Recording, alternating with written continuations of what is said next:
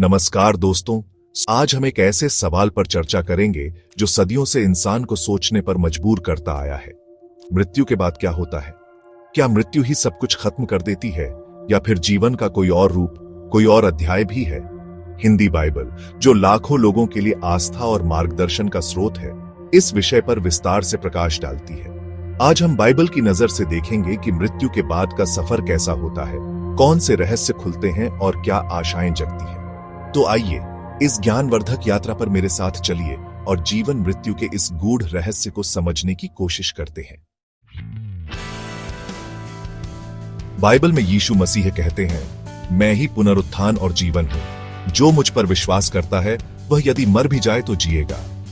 यह वचन हमें बताता है कि जो लोग यीशु मसीह पर सच्चे दिल से विश्वास करते हैं, उनके लिए मृत्यु जीवन का अंत नहीं बल्कि एक नए जीवन का आरंभ है। ये एक ऐसा आश्वासन है जो हमें मृत्यु के भय से मुक्त करता है और एक नई आशा से भर देता है। ये विश्वास हमें शक्ति देता है कि हम इस जीवन में नेक काम करें, प्रेम बांटें और परमेश्वर की इच्छा के अनुसार जीवन बिताएं। क्योंकि जब हम जानते हैं कि मृत्यु के बाद भी जीवन है, तो हम इस जीवन को और भी अधिक सार्थक बनाने का प्रयास करते हैं।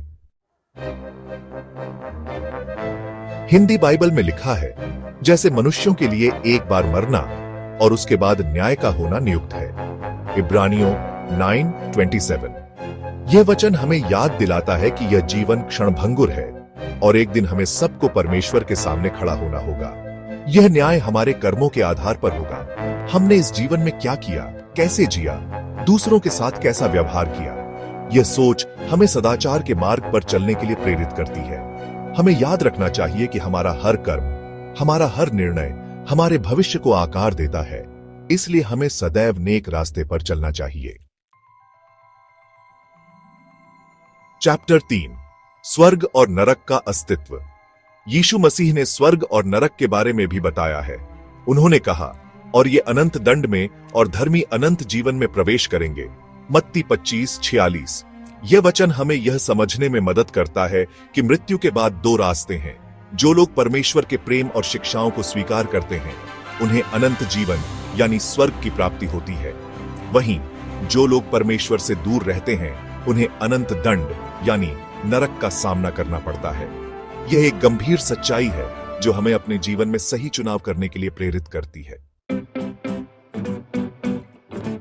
चैप्टर 4, पुनरुत्थान की आशा। मृत्यु के बाद के जीवन के बारे में सबसे महत्वपूर्ण शिक्षाओं में से एक है पुनरुत्थान की अवधारणा।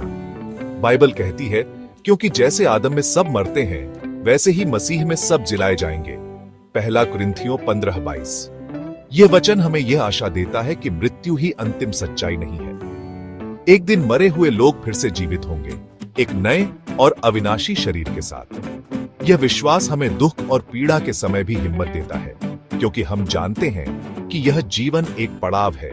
एक दिन हम सब फिर से मिलेंगे। चैप्टर 5, स्वर्ग की सुंदरता। बाइबल में स्वर्ग का वर्णन एक अद्भुत और अकल्पनीय स्थान के रूप में किया गया है। वहां न कोई दुहक होगा, न पीड़ा, न बीमारी, न मृत्यु। प्रकाशित वाक्य 21:4 में लिखा है, वह उनकी आंखों से सब आंसू पोंछ डालेगा और फिर न मृत्यु होगी, न शोक, न विलाप, न पीड़ा फिर होगी, क्योंकि पहली बातें जाती रहीं। यह वर्णन हमें एक ऐसी दुनिया की झलक देता है जहां प्रेम, शांति और आनंद का साम्राज्य होगा। स्वर्ग में परमेश्वर का साक्षात्कार होगा और हमेशा के लिए उसके साथ रहने का सौभाग्य प्राप्त होगा। यह आशा हमें इस जीवन में नेक कर्म करने और स्वर्ग के योग्य बनने के लिए प्रेरित करती है।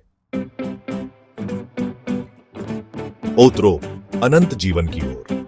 दोस्तों, आज हमने देखा कि हिंदी बाइबल के अनुसार मृत्यु जीवन का अंत नहीं है, बल्कि एक नए अध्याय की शुरुआत है। मृत्यु एक सच्चाई है, लेकिन यह अंतिम सच्चाई नहीं है। जो लोग यीशु मसीह पर विश्वास करते हैं, उनके लिए मृत्यु के बाद स्वर्ग और अनंत जीवन की प्रतिज्ञा है। यह विश्वास हमें मृत्यु के भय से मुक्त करता है और एक नई आशा से भर देता है। अगर आप इन पदों को हिंदी बाइबल से पूरी तरह उद्धृत करके पढ़ना चाहते हैं, तो आप नीचे दिए गए लिंक से PDF या स्टडी गाइड डाउनलोड कर सकते हैं। धन्यवाद।